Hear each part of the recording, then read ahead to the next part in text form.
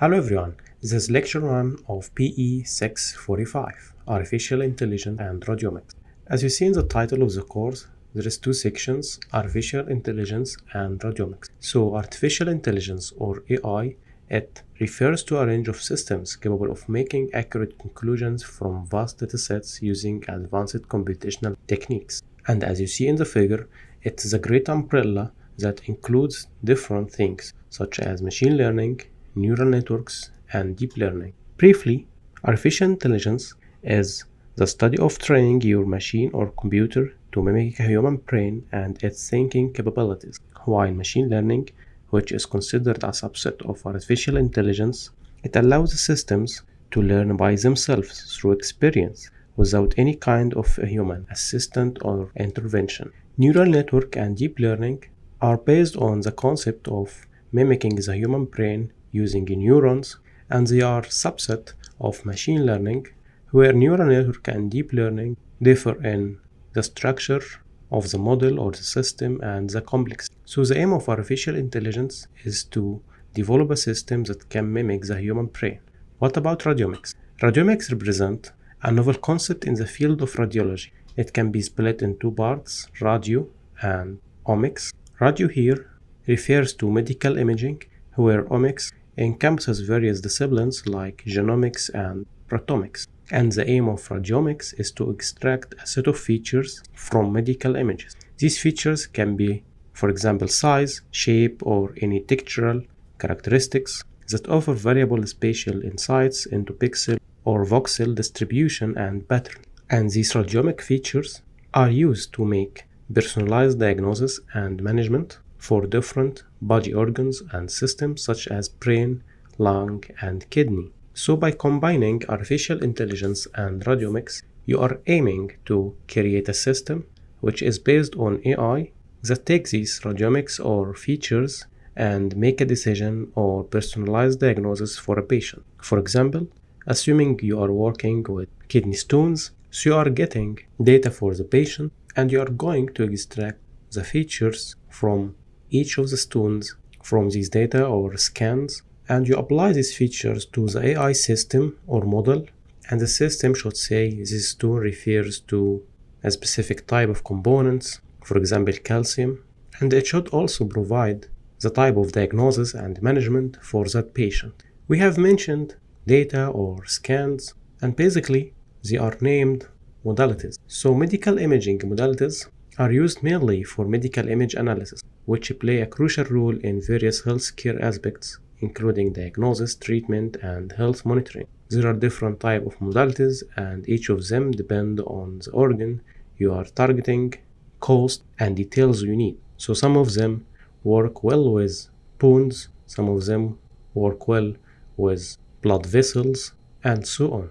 Example of the medical image modalities can be CT or computed tomography, magnetic resonant imaging or MRI, positron emission tomography or PET, ultrasound, X-ray, or a combination between each of them, and they are called hybrid modalities. X-rays use electromagnetic radiation and they are best for imaging bones and dense tissues. They provide quick and relatively inexpensive images. However, they are limited detail on soft tissues. X-rays are commonly used for diagnosing fractures, pneumonia, and dental issues. Computed tomography or CT combine X-rays with computer technology, and CT produces detailed cross-sectional images.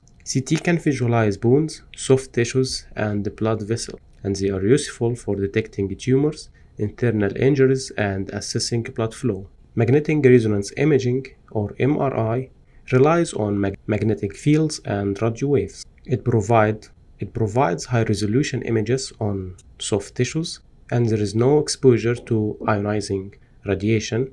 They are excellent for imaging brain, spinal cord, joints, and soft tissues like muscles and ligaments. Ultrasound uses high-frequency sound waves, and they are real-time imaging.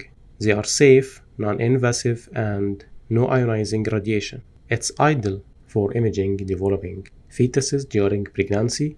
However, they are limited penetration depth and resolution in obese patients or areas with gases. PET or positron emission tomography involves injection of radioactive tracer, as you see in the figure. PET measures metabolic activity in tissues. PET is useful for detecting cancer, heart disease, and brain disorders. PET provides functional information complementing anatomical imaging. You can combine CT image and PET for a fused PET CT, and this can be called, as we mentioned earlier, it's a hybrid modality. SPE-CT, or single photon emission computed tomography, is similar to PET but uses different tracers, as you see in the right figure. It measures gamma radiation emitted by the tracer, and it's commonly used in nuclear medicine studies. It provides information about organ functions and blood flow. Fluoroscopy, it's real-time X-ray imaging.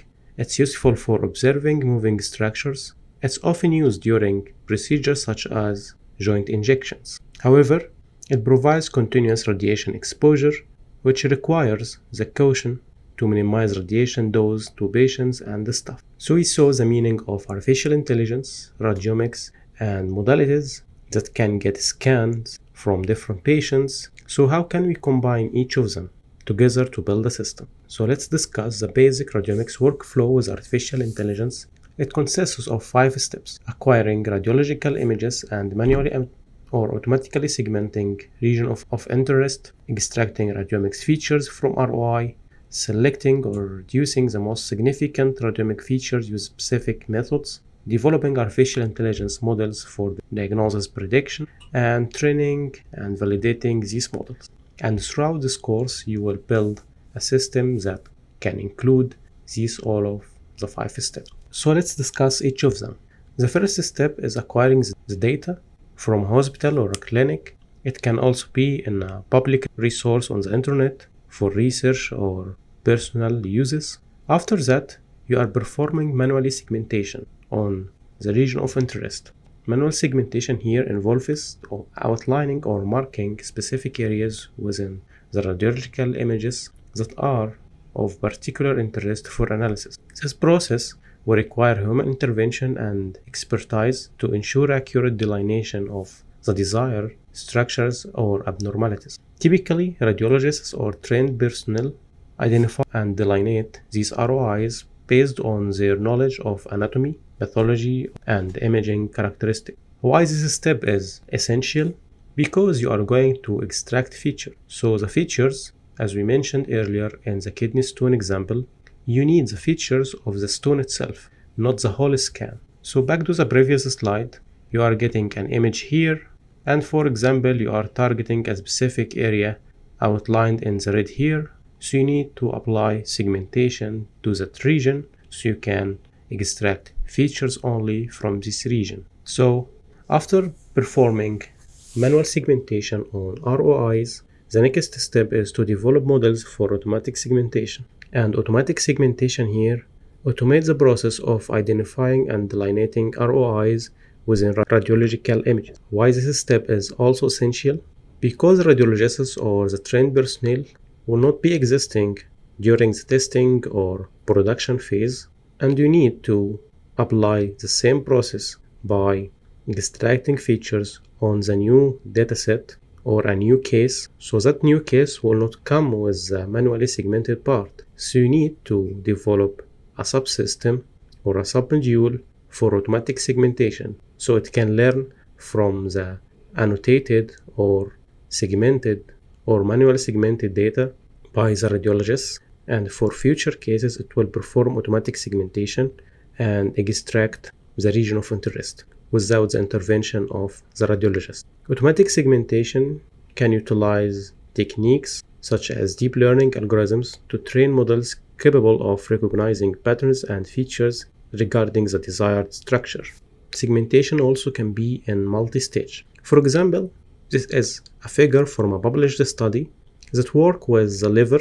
So their first stage is to extract the liver from the CT scan.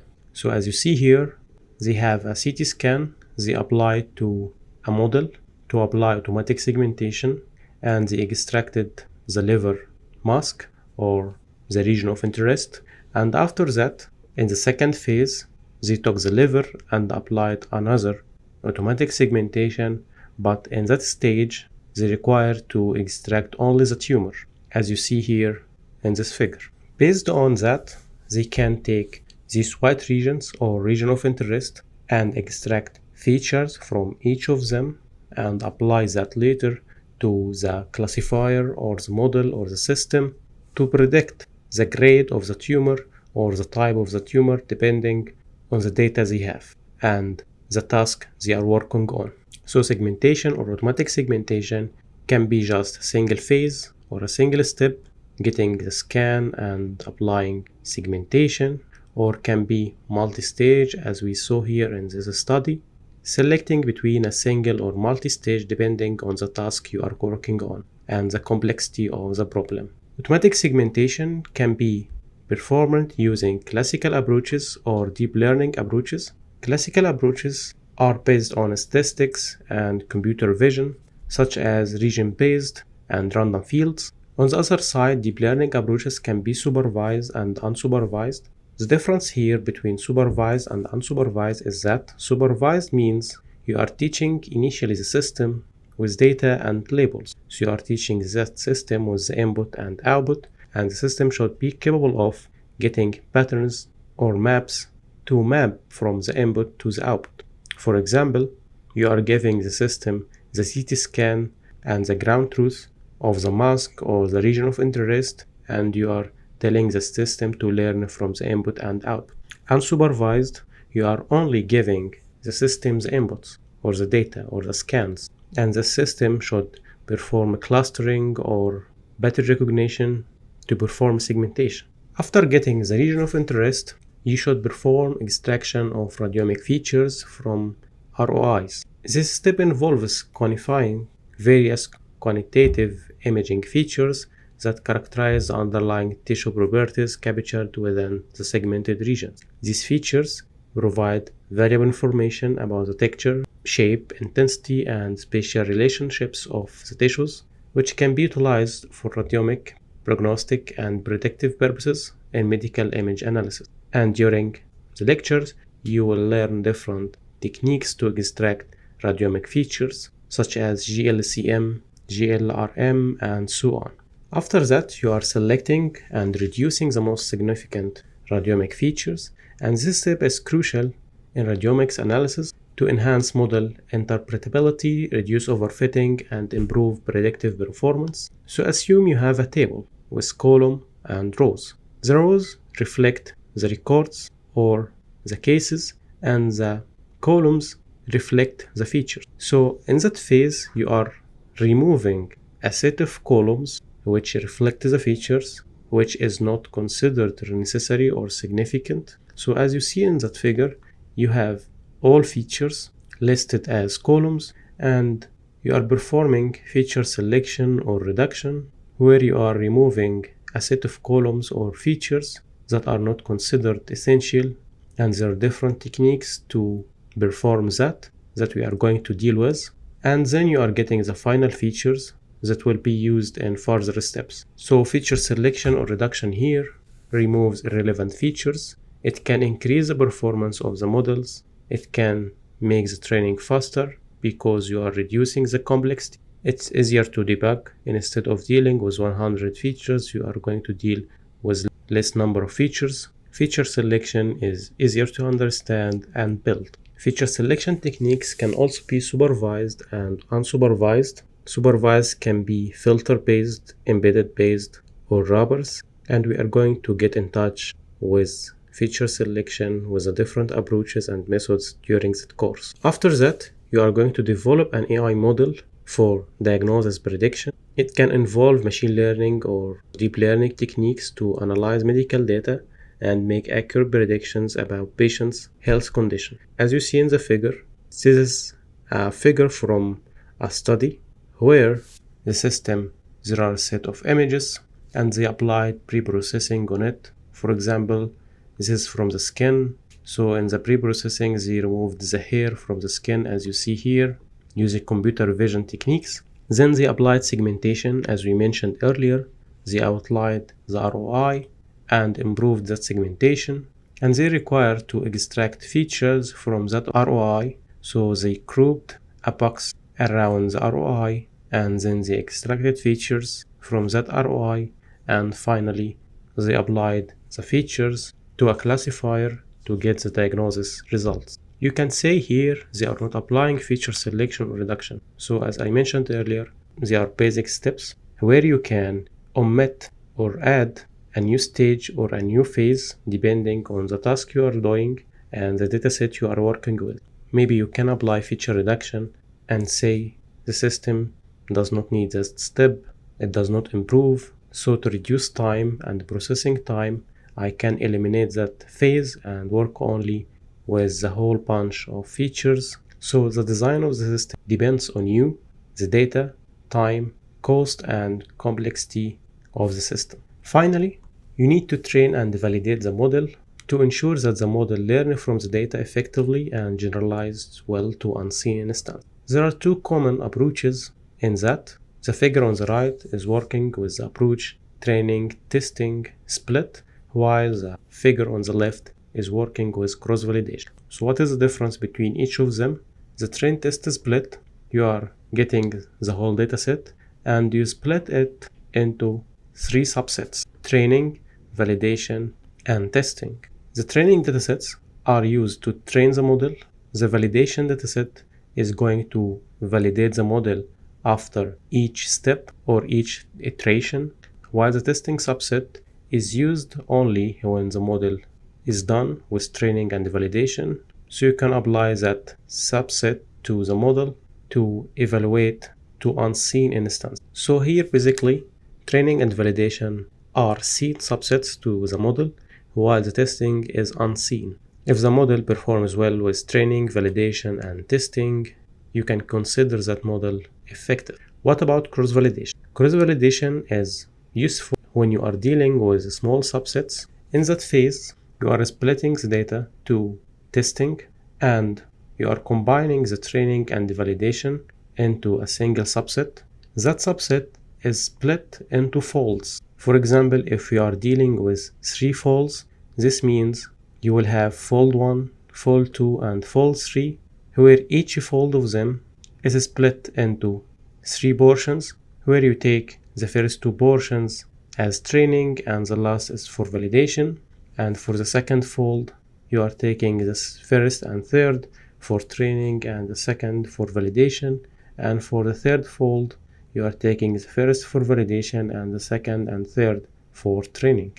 After that, the final evaluation will be the average between these folds. After training and validation, you are applying the testing, which is considered unseen instances, to the trained model to evaluate the generalization. So selecting between these two approaches depending on the number of instances or the size of the data you are working with. You can also try your model with both of them to ensure that the model avoids any biases. So in that lecture, we know the meaning of artificial intelligence, machine learning, deep learning, and radiomics. We went through the basic workflow of developing an AI system that can diagnose the features.